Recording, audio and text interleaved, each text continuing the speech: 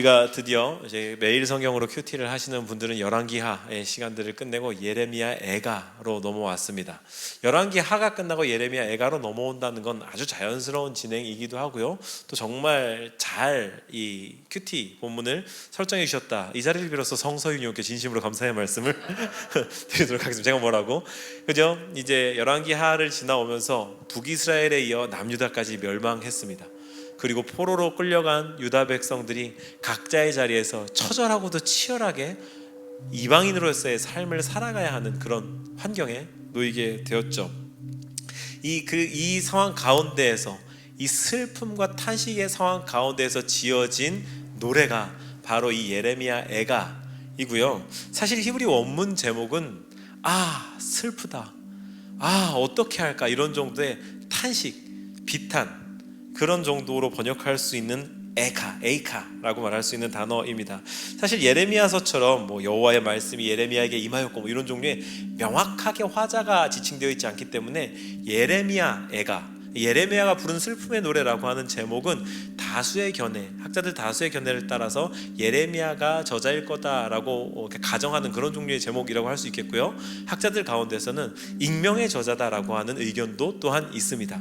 참고적으로 또한 이 신앙상식적으로 알아두셨으면 좋겠고요. 어찌 됐건 예레미야가 저자가 됐건 예루살렘의 멸망을 목격한, 이 성전의 붕괴를 목격한 익명의 저자가 되었던 간에 유다는 멸망했고 백성들은 뿔뿔이 흩어졌으며 그 자리에서 처절하고도 치열한 이 속국의 삶, 포로된 삶을 살아가게 된 현실을 보고 부른 슬픔의 노래라는 사실은 변하지 않을 것 같습니다.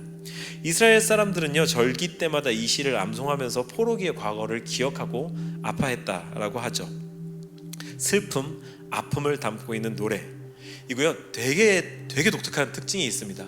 성경책을 이렇게 보시면은 이제 딱 5장밖에 안 되니까 착착착 넘겨서 보시면요, 명확한 특징을 발견할 수 있는데요. 1장부터 5장까지가 3장을 빼고 모두 다 22절로 되어 있습니다.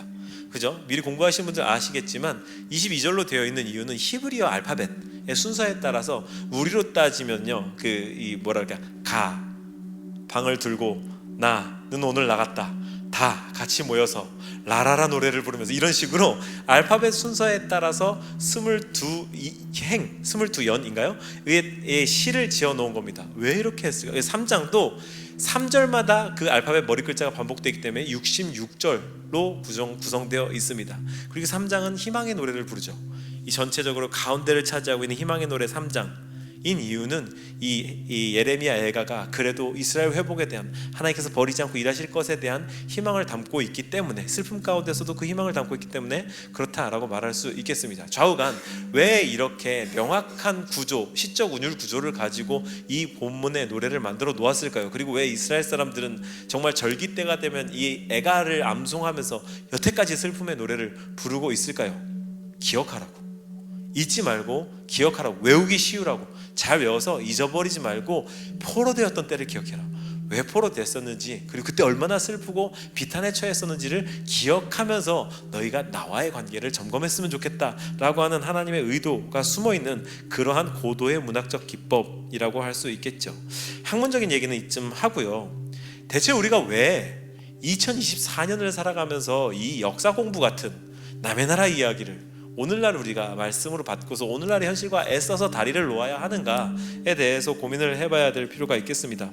저 수천 년 전 중동의 어느 지방에 있었던 그냥 남의 민족 이야기일 수도 있는데 왜 우린 이걸 알아야 될까? 이게 과연 우리랑 무슨 상관이 있는가?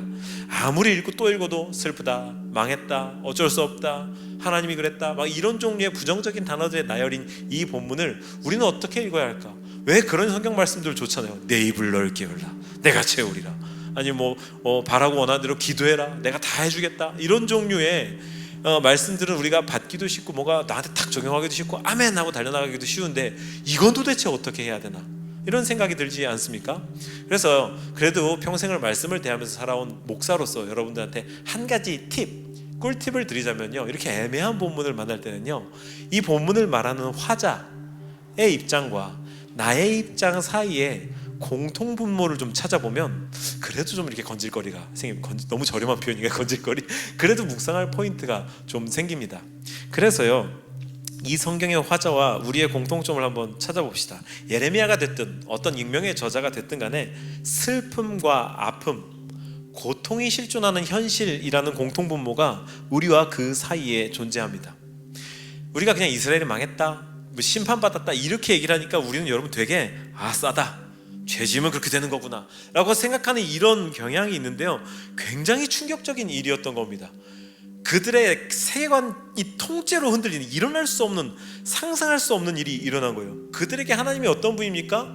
상천하지에 그를 이길 자 없는 하나님, 전쟁에 능한 신, 정복자 되시는 하나님, 그를 이길 자 없는 하나님, 여태까지 이스라엘 구름기둥 불기둥으로 인도해 오신 하나님, 그런 분이신데 고대인들의 이 의식 속에서 민족 간의 전쟁은 그들의 신들의 전쟁이라고 말씀드린 적이 있지 않습니까? 그 전쟁에서 자기 하나님 여호와가 패하다 못해 죽어버린 겁니다. 그러니 하나님이 없어졌어. 완전하신 하나님, 우리를 선택하신 하나님이 없어졌어. 내지는 하나님이 너네는 나의 백성이야, 내가 너희들을 끌고 갈 거야, 내가 너희들을 인도할 거야, 너희를 사랑해 라고 말씀하셨던 하나님이 너 싫어, 너 이제 내게 아니야, 버려버린 겁니다.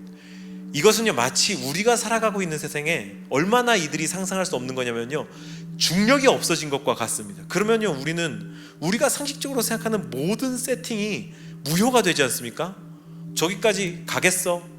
차 타고 가면 되지, 걸어가면 되지, 비행기 타고 가면 되지. 중력이 없으면 이 모든 게 다 뒤죽박죽이 되지 않습니까? 이들에게 일어난 예루살렘의 멸망이 그것과 같은 일 정도의 충격이고 공포고 슬픔이다라는 것을 말씀드리고 있는 거죠. 충격과 슬픔, 공포가 그들 가운데 편만한 겁니다.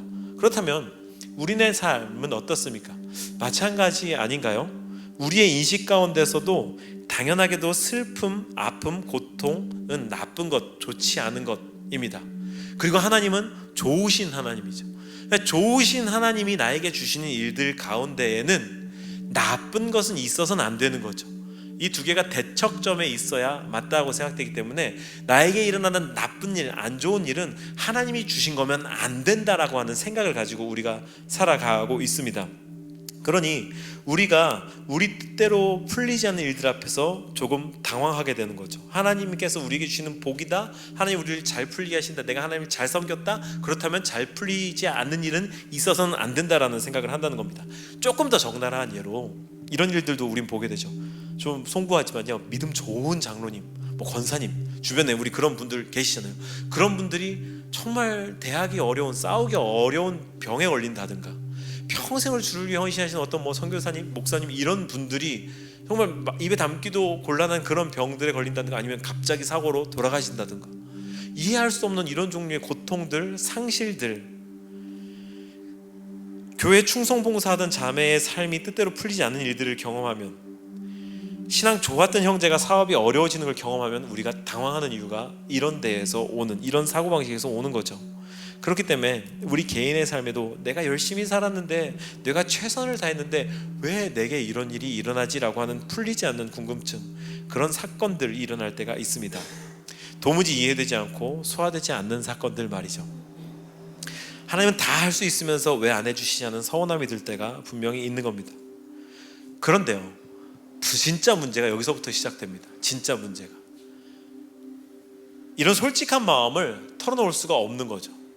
이해되지 않는 일들이 이해되지 않는다라고 말하는 것조차 입 밖에 꺼내기가 어려워. 왜? 그게 불신앙처럼 여겨져서, 그게 믿음 없는 것 내지는 하나님을 의심하는 것처럼 여겨져서, 그래도 나 정도 신앙생활 했으면 이런 건 잘 삼킬 수 있어야지라고 하는 그런 생각을 하기 때문에 신앙 없는 사람처럼 보일 것 같고, 하나님 모욕하는 것 같고, 하나님 부인하는 것 같고, 이게 의심인 것 같아서 그래서 말 못하고 앓습니다. 사실은 소화가 되지 않는데 이 슬픔, 이 아픔, 이 고통이 실존하고 있는데, 내가 하나님을 믿는 사람으로서 이 아픔과 슬픔, 고통 앞에서 무릎 꿇으면 지는 것 같고 하나님이 패배하는 것 같아서 버텨야 될 것 같은 생각을 한다라는 거죠. 여러분들 눈빛을 보니까 굉장히 공감해주고 있다는 생각이 듭니다. 우리는 이 딜레마와 평생을 싸우고 우리 주변에 어떤 사람들이 떠오르기도 할 겁니다. 그래서 우리는 정말 진지하고 겸허한 자세로 물어봐야 되는 겁니다. 하나님, 저 사람 정말, 이 사람 정말 이렇게 괜찮은 겁니까? 이대로 하는 게 정말 하나님 뜻입니까? 이거 괜찮은 겁니까? 이 슬픔, 이 아픔, 이 고통을 제가 어떻게 대해야 합니까? 20세기의 어거스틴이라고 불리는 C.S. 루이스라고 있죠. 잘 아시죠? 그가 이 순전한 기독교 그리고 또 뭐 나니아 연대기 이런 작가로 잘 알려져 있잖아요. 그분이 쓰신 책 중에 헤아려 본 슬픔이란 책이 있습니다. 일전에도 한번 언급한 적이 있는 걸로 기억을 하는데요. 그가 이 평생 독신으로 살다가 59세에 결혼을 했습니다. 노총각들에게 희망을 주신 분, 59세에 결혼을 하시고요. 이 정말 행복한 결혼 생활이 너무 짧았어요. 얼마 못하고서 아내 대신 이 조이를 몇 년, 정확히 몇 년인지 모르겠는데 어쨌든 얼마 안 돼서 암으로 먼저 떠나보내는 그런 슬픔을 겪고, 그 슬픔을 이렇게 삼키면서 쓴 책이 이 헤아려 본 슬픔입니다. 그래서요, 책을 읽어보면 여러분, 저 책 읽다가 우는 경험을 정말 손가락에 꼽을 만큼인데 너무 슬퍼서 못 읽겠고 막 이제 이런 종류의 책이 됩니다. 근데 그 책이 담담해서 더 슬퍼요. 담담해서. 근데 그 책의 영문 원제가 A Grief Observed인데요. 그러니까 이 뭐 정확히 직역을 하자면 이렇게 뭐 들여다본, 바라다본 비탄, 절망 정도가 될까요? 어쨌든 그렇게 그 정도로 직역할 수 있을 것 같은데, 이 비탄이라는 단어, 그리프라고 하는 단어와 애가가 좀 맞는 것 같아서 제가 이 책이 떠올랐습니다. 우리가 그렇게 생각하죠. 한 세기를 뒤흔든 기독교 변증과 지성 정도라면 그래도 우리랑은 좀 다른 차원으로 이 슬픔, 해결되지 않는 고통, 아픔을 해결할 어떤 답이 있겠지. 그가 어떻게 슬픔을 대하는지를 좀 보면 우리랑은 다를 거야. 이렇게 저급하진 않을 거야. 그렇게 제가 책을 열어봤어요. 모두를 설득할 만한, 아하 하고 무릎을 탁 칠 만한 지혜로운 책, 이런 문장이 있지 않을까? 책의 일부를 한번 읽어드리도록 하겠습니다. 슬픔과 아픔에 몸부림치면서 온갖 철학적 개념들에 대해 한판 쏟아붓고 난 후에 그가 쓴 내용이요, 왜 나는 마음속에다 이처럼 쓰레기 같고 말도 안 되는 생각들을 남겨놓는 것인가? 이렇게 하면 마치 내가 덜 느낄 수 있기라도 하는 양 손바닥으로 느낌을 가리려 하고 있는 것인가?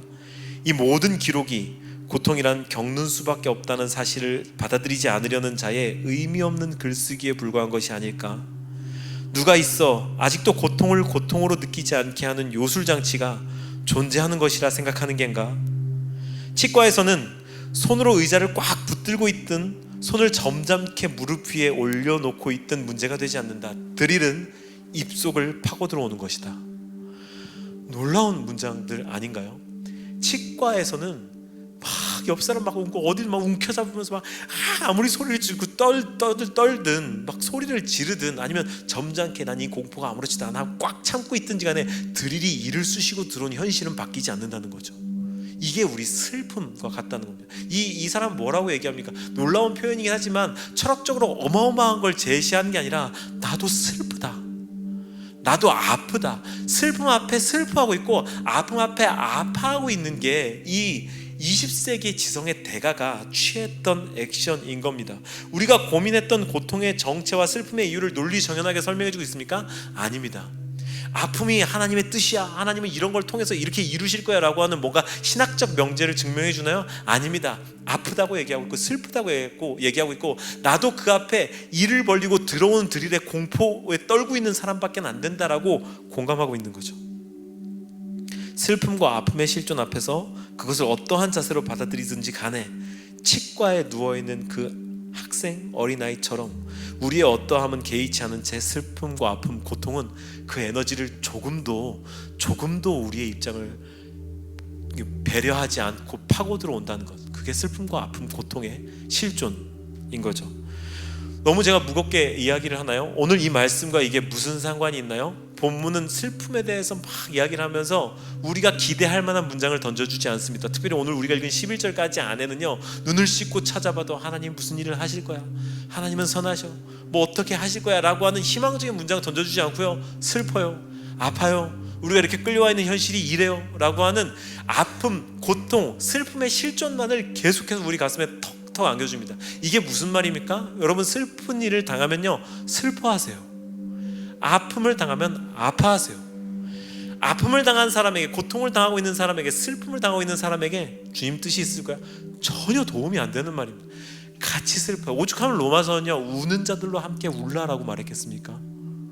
그들에게 가서 하나님의 존재를 증명하거나 예수님 믿으면 슬픔이 달래질 거야, 예수님 믿으면 슬픔이 기쁨으로 바뀔 거야 라는 종류의 문장은 적어도 그때에는 전혀 도움이 되지 않는다. 오늘 우리가 이 애가를 통해서 만나는 이스라엘 백성들의 민족적 슬픔, 그 앞에서 마주하게 되는 그들의 이 노래를 부르는 자들의 슬픔과 아픔, 고통을 대하는 태도였다 이거인 거죠.